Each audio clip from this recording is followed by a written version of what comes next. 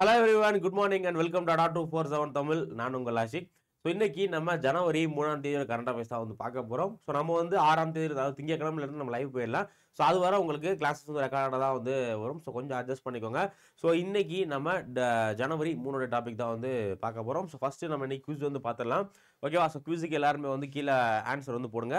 ஒவ்வொரு கொஸ்டினுக்கு போட முடியல மொத்தமாக ஏபிசி அப்படிங்கிற மாதிரி மொத்தமாக டைப் பண்ணிட்டு மொத்தமாக என்ன ஆன்சர் வருது அப்படிங்கிறத போடுங்க. ஸோ இன்னைக்கான ஃபஸ்ட்டு குவிஸ் போகிறதுக்கு முன்னாடி நம்மளுடைய அடா 247 ஆப் நீங்கள் டவுன்லோட் பண்ணல அப்படின்னா டிஸ்கிரிப்ஷனில் ஆப்போட லிங்க் இருக்குது. ஸோ மறக்காமல் நம்மளுடைய ஆப் வந்து டவுன்லோட் பண்ணிக்கோங்க. ஆப் டவுன்லோட் பண்ணிட்டு ஸ்டேட் எக்ஸாம் அப்படிங்கிற இந்த கேட்டகரி செலக்ட் பண்ணுங்கள். செலக்ட் பண்ணிவிட்டு தமிழ்நாட்டை செலக்ட் பண்ணிட்டீங்க அப்படின்னா நம்மளுடைய தமிழ்நாடு ரீஜன் வந்து போடக்கூடிய எல்லா கண்டென்ட்டும் உங்களுக்கு வந்துடும். ஓகேவா? ஸோ இன்னைக்கான first question, which team won the pro kabaddi league season 13 title in 2024. So pro kabaddi league season 11 பட்டத்தை 2024 எந்த அணி வென்றதுன்னு கேட்டிருக்காங்க. ஸோ ரீசெண்டாக ப்ரோ கபடி டைட்டில் எந்த டீம் வந்து வின் பண்ணாங்க அப்படின்னு பார்த்தீங்கன்னா Haryana Steelers. So Haryana Steelers அப்படிங்கிற இந்த அணி தான் வந்து வெற்றி பெற்றாங்க. ஸோ பூனேல இருக்கக்கூடிய சத்ரபதி சிவாஜி ஸ்டேடியத்தில் வந்து ஃபைனல் போட்டி நடந்துச்சு. ஸோ அதில் பாட்னா பைரேட்ஸ் வந்து தோற்கடிச்சு யார் வந்து ப்ரோ கபடி லீக் கூடிய அந்த 11வது சீசனில் பட்டம் வென்றிருக்கா அப்படின்னா ஹரியானா ஸ்டீலர்ஸ் வந்து பட்டம் வென்றிருக்காங்க. ஓகேவா? ஸோ அடுத்த கேள்வி, who has been appointed as the CEO of Unique Identification Authority of India in Jan 2025. ஜனவரி 2025 தனித்துவ அடையாள ஆணையத்தின் யூனிக் ஐடென்டிஃபிகேஷன் அத்தாரிட்டி ஆஃப் இந்தியாவின் செயல் அதிகாரியாக யார் நியமிக்கப்பட்டுள்ளார்? ஸோ ஆதார் நமக்கு ரிலீஸ் பண்ணுறாங்க இல்லையா, அந்த அமைப்பு தான் unique identification authority of India. ஓகேவா? ஸோ அதோடைய தலைவராக யாரை வந்து நியமிச்சிருக்காங்க அப்படின்னா புவனேஷ் குமார் அவர்களை. ஓகேவா? யாரை? புவனேஷ் குமார் அவர்களை தான் வந்து தலைவராக நியமிச்சிருக்காங்க. ஸோ அடுத்து, what is the name of ISRO's மிஷன் that successfully demonstrated a space docking technology. So விண்வெளி டாக்கிங் தொழில்நுட்பங்களை வெற்றிகரமாக நிரூபித்த இஸ்ரோவின் திட்டத்தின் பெயர் என்ன? ஸோ ஸ்பேஸ் டாக்கிங் டெக்னாலஜி, 2 சேட்டலைட்டை இணைக்கிறதுக்கான அந்த ஸ்பேஸ் டாக்கிங் டெக்னாலஜி எந்த இது மூலியமாக பண்ணாங்க அப்படின்னா ஸ்பேடெக்ஸ். ஸோ என்னது? ஸ்பேடெக்ஸ் அப்படிங்கிற இந்த டெக்னாலஜி மூலியமாக தான் வந்து இந்த மிஷனில் தான் வந்து லான்ச் பண்ணாங்க. அடுத்து, who was the 39th president of United State who passed away recently. So December 2024 காலமான அமெரிக்காவின் 39வது அதிபர் யாரு? ஸோ இப்போ ரீசெண்டாக அமெரிக்காவுடைய 39வது அதிபர் வந்து காலமானார். அவருடைய பேர் என்ன அப்படின்னா ஜிம்மி கேர்ட்டர். ஸோ ஜிம்மி கேர்ட்டர் அப்படிங்கிறத வந்து இப்போ ரீசெண்டாக வந்து இறந்து போயிருக்காரு. இப்போ புதுசாக ஜனவரி 20ஆம் தேதி பார்த்தீங்க அப்படின்னா அமெரிக்காவுடைய 47வது பிரசிடென்ட்டாக யார்? டொனால்ட் ட்ரம்ப் வந்து பதவியேற்க இருக்காரு. ஸோ இவர் என்ன 39வது பிரசிடென்ட், அமெரிக்காவுடைய 39வது பிரசிடென்ட். அடுத்து, where was India's first class bridge inaugurated. So இந்தியாவின் முதல் கண்ணாடி பாலம் எங்கு திறக்கப்பட்டது? இந்தியாவுடைய முதல் கண்ணாடி பாலம் எங்கு திறக்கப்பட்டிருக்கு அப்படின்னா கன்னியாகுமரியில். ஸோ கன்னியாகுமரியில் வள்ளுவர் சிலை, விவேகானந்தர் பாறை, இது ரெண்டையும் கனெக்ட் பண்ணுறதுக்காக ஒரு கண்ணாடி பாறை வந்து தமிழக அரசாங்கம் திறந்து வச்சிருக்காங்க. ஸோ இதுதான் பார்த்தீங்க அப்படின்னா இந்தியாவுடைய முதல் கண்ணாடி பாலம், ஃபர்ஸ்ட் கிளாஸ் பிரிட்ஜ். ஸோ அடுத்து, who received the Sangita Kalanidhi award 2024 at the music academy's 98th conference. Music அகாடமியின் 98வது மாநாட்டில் சங்கீத கலாநிதி விருது 2024 யாருக்கு வழங்கப்பட்டது? ஸோ சங்கீத கலாநிதி விருது அப்படிங்கிற இந்த விருது 2024 யாருக்கு வழங்கப்பட்டிருக்கு?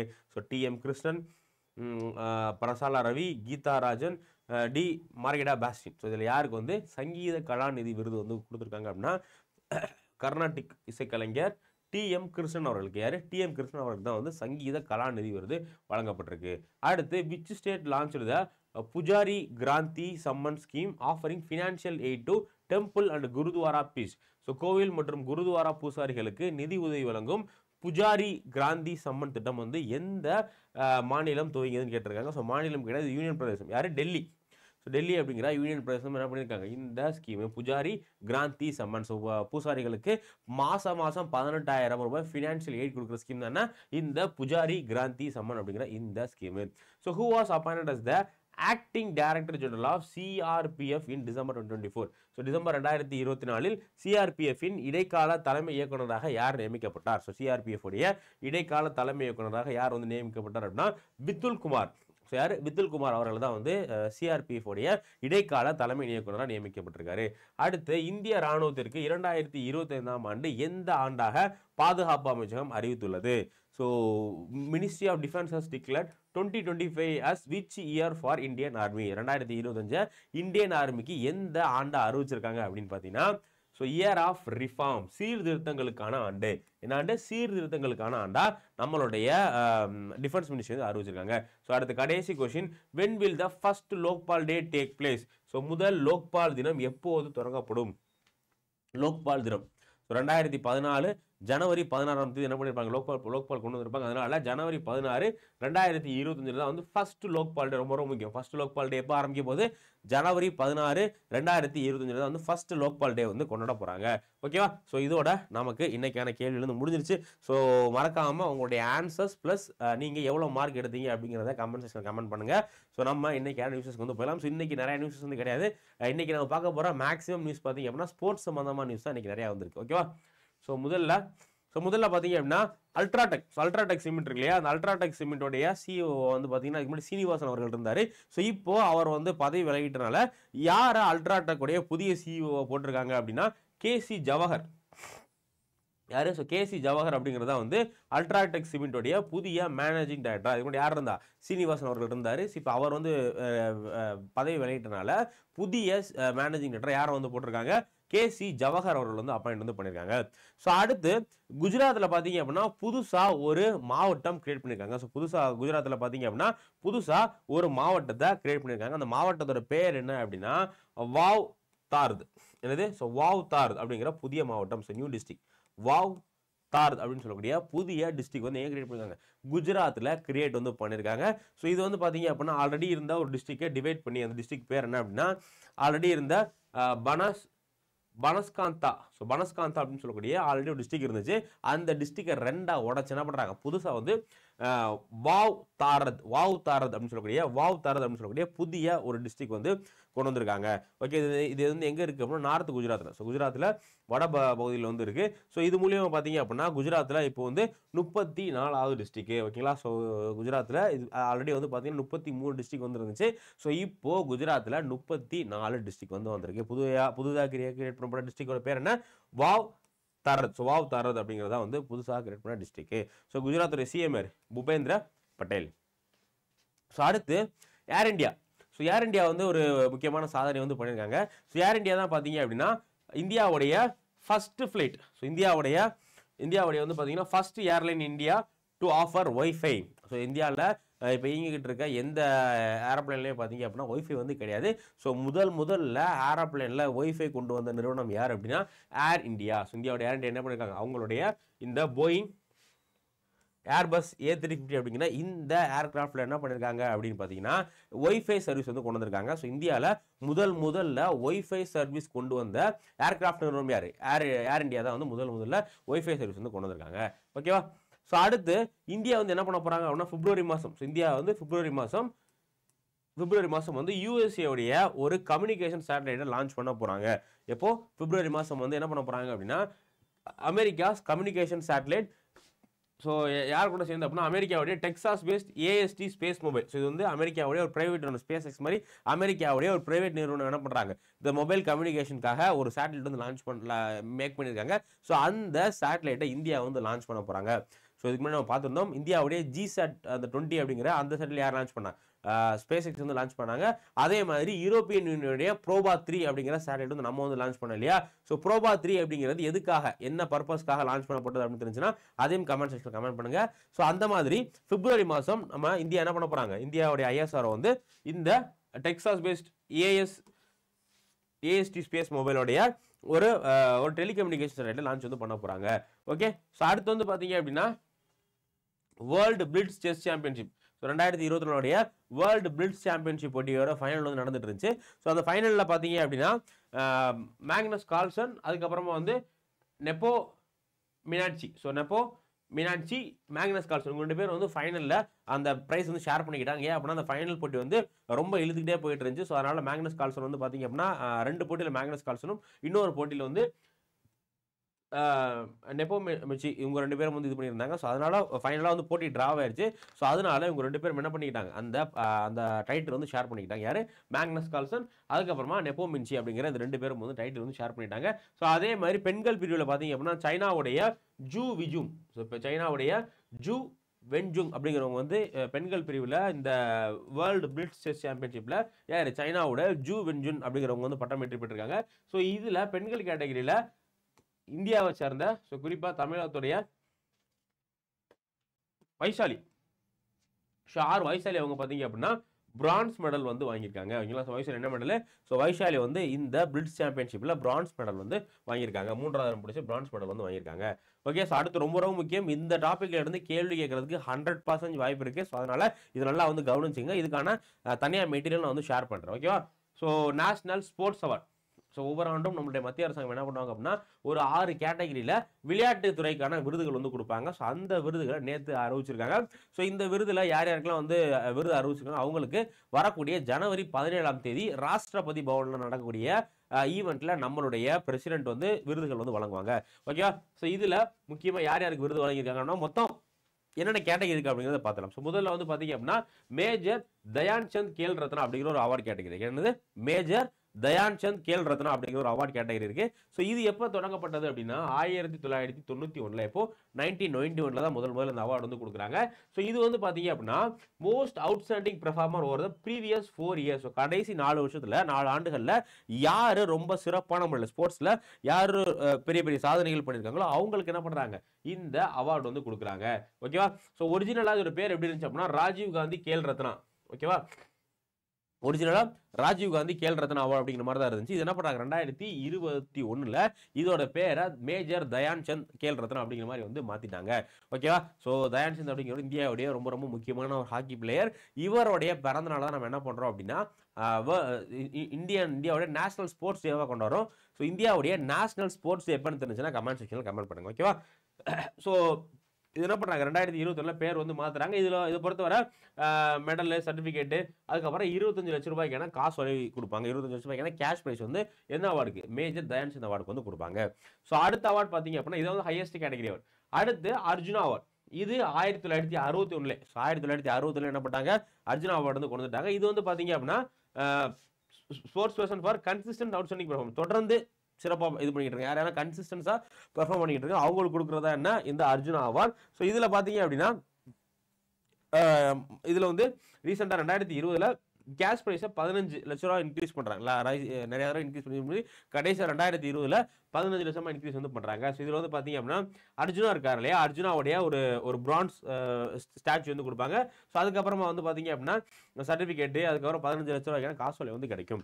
அடுத்து ரொம்ப முக்கியமான அவார்டு வந்து Dronacharya award. So Dronacharya award அப்படிங்கிற இந்த அவார்டு வந்து யாருக்காக கொடுக்கப்படுறது அப்படின்னா முக்கியமான ஸ்போர்ட்ஸ் கோச்சஸ் இருக்காங்க இல்லையா அந்த கோச்சஸ்க்கு கொடுக்கப்படுற அவார்டு தான் என்ன துரோணாச்சாரியா அவார்டு. ஓகே, ஸோ 1985 இந்த துரோணாச்சாரியா அவார்டு வந்து கொண்டாங்க. Award to coaches producing medal winners வந்து பிரஸ்டீஜியஸ் ஈவென்ட். ஸோ இந்த ஒலிம்பிக்ஸ் அந்த மாதிரி நேஷனல் கேம்ஸ் இன்டர்நேஷனல் கேம்ஸ் எல்லாம் வந்து எந்தெந்த கோச் ட்ரெயின் பண்ண நபர்கள் வந்து மெடல் வாங்கிக்கிறாங்களோ அந்த கோச்சுக்கு கொடுக்கக்கூடியதான இந்த அவார்டு. ஓகேவா? ஸோ இதுக்கும் பார்த்தீங்க அப்படின்னா துரோணாச்சாரியாவுடைய ஒரு ஸ்டாச்சு கொடுப்பாங்க. ஸோ அது மட்டும் இல்லாமல் 15 லட்ச ரூபாய்க்கான காசு வலை 15 லேக்கான கேஷ் ப்ரைஸும் வந்து இந்த அவார்டுக்கு வந்து கிடைக்கும். ஸோ அடுத்த அவார்டு என்ன அப்படின்னா தயான் சந்த் அவார்டு. ஸோ இந்த Dhyan Chand award 2024 individual for lifetime contribution. Dhyan Chand award வந்து லைஃப் டைம் கான்ட்ரிபியூஷன் கொடுக்கக்கூடியதாக வந்து தயான் சந்த் அவார்டு அப்படிங்கிற இந்த அவார்டு. ஸோ அடுத்து ராஷ்டிரிய கேல் புரோஸ்தான் புரஸ்கர். ராஷ்டிரிய கேல் புரோஸ்தான் புரஸ்கர் அப்படிங்கிற இந்த அவார்டு வந்து 2009 இருந்து கொடுக்குறாங்க. ஸோ இது யாருக்கு கொடுக்கப்படுறது அப்படின்னா இது வந்து நிறுவனங்களுக்கு என்ஜிஓ அதே மாதிரி ஸ்போர்ட்ஸ்க்கான இன்ஸ்டிடியூஷன் ஆர்கனைசேஷன் இருப்பாங்களே பிரைவேட் ஆர்கனைசேஷன். ஸோ அவங்களுக்கு கொடுக்கக்கூடியது எந்தெந்த நிறுவனங்கள் இது வந்து மெயினாக அதுக்கு இன்ஸ்டிடியூஷன் நிறுவனங்களுக்கு தான் வந்து கொடுப்பாங்க. எந்தெந்த நிறுவனங்கள்லாம் வந்து ஸ்போர்ட்ஸை ப்ரமோட் பண்ணுறதுக்காக வேலைகள் பண்ணிருக்காங்களோ அந்த நிறுவனங்களுக்கு கொடுக்கக்கூடியதான் வந்து இந்த அவார்டு. ஸோ முக்கியமாக வந்து யாரெல்லாம் ஸ்போர்ட்ஸை ப்ரமோட் பண்ணுறதுக்காக உள்ள நிறுவனங்களுக்கு கொடுக்குறாங்க. அதே மாதிரி இண்டிவிஜுவல்ஸ்க்கும் இந்த அவார்டு வந்து கொடுக்குறாங்க. ஸோ இதுக்கு வந்து வெறும் சர்டிஃபிகேட் இது மட்டும் தான் கொடுப்பாங்க. அடுத்த ரொம்ப முக்கியமான award Maulana Abul Kalam Azad trophy. So Maulana Abul Kalam Azad trophy இது வந்து 1956-57 இருந்து இது எதுக்காக அப்படின்னா இந்த இன்டர் யூனிவர்சிட்டி டோர்னமெண்ட் நடக்கும் இல்லையா. ஸோ ஒவ்வொரு ஆண்டும் பார்த்தீங்க அப்படின்னா இந்தியாவில் இருக்கக்கூடிய எல்லா யூனிவர்சிட்டிக்கும் இடையில காம்படிஷன் நடக்கும். அதில் யார் ஃபர்ஸ்ட் செகண்ட் ப்ரைஸ் வாங்கிக்கிறாங்களோ அவங்களுக்கு கொடுக்கக்கூடியதான் மௌலானா அபுல் கலாம் டிராஃபி. ஓகேவா? ஸோ இப்போ இதில் இந்த 2024க்கு யார் யாருக்கு என்ன அவார்டு கொடுத்துருக்காங்க அப்படிங்கிறத வந்து பார்க்கலாம். ஸோ முதல்ல மேஜர் தயான்சந்த் கேல் ரத்னா விருது. இந்த கேல் ரத்னா அப்படிங்கிற இந்த தான் வந்து ஸ்போர்ட்ஸ்ல ஹையஸ்ட் இது வந்து பார்த்தீங்க அப்படின்னா ஒரு 4 பேருக்கு கொடுத்துருக்காங்க. எத்தனை பேர்?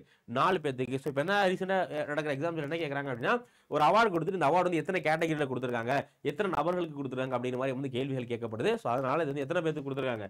4 நபர்களுக்கு. ஸோ 4 நபர்களுக்கு இந்த அவார்டு வந்து கொடுத்துருக்காங்க. ஸோ அதில் முக்கியமாக குகேஷ், ஸோ 18 வயசுல உலக செஸ் சாம்பியன் ஆகி ரெக்கார்ட் படைச்ச குகேஷ் அவர்களுக்கு என்ன செஸ் போட்டி இவருக்கு வந்து அவார்டு கொடுக்குறாங்க. அதுக்கடுத்து ஸ்ரீ ஹரம்பிரீத் சிங். ஸோ ஹரம்பிரீத் சிங் அப்படிங்கிற இந்தியாவுடைய ஹாக்கியோட கேப்டன். இவருக்கு தான் வந்து பார்த்தீங்க அப்படின்னா 2024 இன்டர்நேஷனல் ஹாக்கி ஃபெடரேஷன் வந்து பெஸ்ட் பிளேயர் அப்படிங்கிற அவார்டும் வந்து யார் கொடுத்துருந்தாங்க? ஹரம்பிரீத் சிங் அவர்களுக்கு வந்து கொடுத்துருந்தாங்க. அதுக்கப்புறமா ஸ்ரீ பிரவீன்குமார். ஸோ இவர் வந்து பார்த்தீங்க அப்படின்னா ஒரு பேரா அத்லட். ஸோ பிரவீன்குமார் அப்படிங்கிற ஒரு பேரா ஒலிம்பிக்ஸில் வந்து பார்த்தீங்க அப்படின்னா ஹை ஜம்பில் பதக்கம் கோல்டு மெடல் வந்து வாங்கியிருப்பார் அவருக்கு.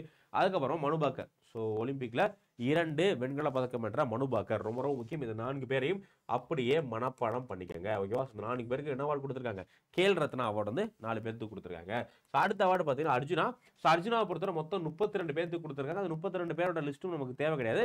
ஸோ ஜஸ்ட் இம்பார்ட்டன்டான அவார்ட்ஸ் மட்டும் லிஸ்ட் மட்டும் நீங்கள் பார்த்துக்கோங்க. நான் உங்களுக்கு டெலிகிராம் சேனலில் மொத்த லிஸ்ட் நான் ஷேர் பண்ணுறேன். ஸோ இதில் வந்து முக்கியமாக ஜோதி, யராஜி, அன்னூராணி இந்த மாதிரி சில பேர் இருக்காங்க.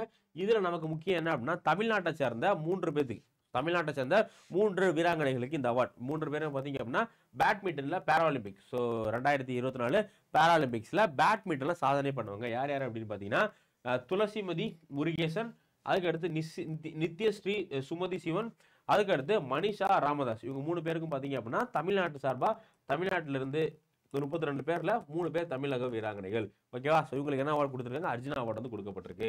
ஸோ அடுத்து வந்து பார்த்தீங்க அப்படின்னா அர்ஜுனா அவார்ட்லேயே வந்து lifetime award. So Arjuna அவார்ட்லேயே வந்து லைஃப் டைம் அவார்டு யார் யார் கொடுத்துருக்காங்க அப்படின்னா ஸ்ரீ சுச்சா சிங். ஸோ இவங்க வந்து அத்லெட்டிக்ஸ்க்காக. அடுத்து ஸ்ரீ முரளிகாந்த் ராஜாராம் பெத்கர். இவங்க வந்து பேராஸ்விமர். ஸோ இவங்களுக்கு வந்து லைஃப் டைம் அச்சீவ்மெண்ட் அவார்டு வந்து கொடுத்துருக்காங்க. ஸோ அடுத்து துரோணாச்சாரியா அவார்டு. இந்த பெஸ்ட் கோச்சஸ்க்காக கொடுக்கக்கூடிய துரோணாச்சாரியா அவார்டு வந்து பார்த்தீங்க அப்படின்னா மொத்தம் 5 நபர்கள் கொடுத்துருக்காங்க. இந்த 5 நபர்களை 2 கேட்டகரியாக பிரிச்சிருக்காங்க. ஓகேவா? ஃபர்ஸ்ட் கேட்டகரி இந்த ரெகுலர் கேட்டகரியில் வந்து யார் யாருக்கு? சுபாஷ் ராணா இவர் வந்து பேரா ஷூட்டிங்க்கு. அடுத்து தீபல் தேஷ்பாண்டே இவருக்கு வந்து ஷூட்டிங்க்கு. அடுத்து சந்தீப் சங்வான் இவர் வந்து ஹாக்கிக்காக. இந்த 3 பேருக்கு வந்து ரெகுலர் கேட்டகரியிலையும் அதே மாதிரி துரோணாச்சாரியிலே வந்து லைஃப் டைம் அச்சீவ்மெண்ட் பண்ண கோச்சுக்காக அவார்டு வந்து பார்த்தீங்க அப்படின்னா முரளிதரன் அவர்களுக்கும். அடுத்து அர்மானந்தோ ஆங்கிலோ சோலாங்ஸ் ஃபுட்பால். ஓகேவா? ஸோ அடுத்து இந்த ராஷ்டிரிய கேல் புரோஸ்தான் புரஸ்கார் வந்து பார்த்தீங்க அப்படின்னா physical education foundation of India. Physical education foundation of India அப்படிங்கிற இந்த நிறுவனத்துக்கு கொடுத்துருக்காங்க.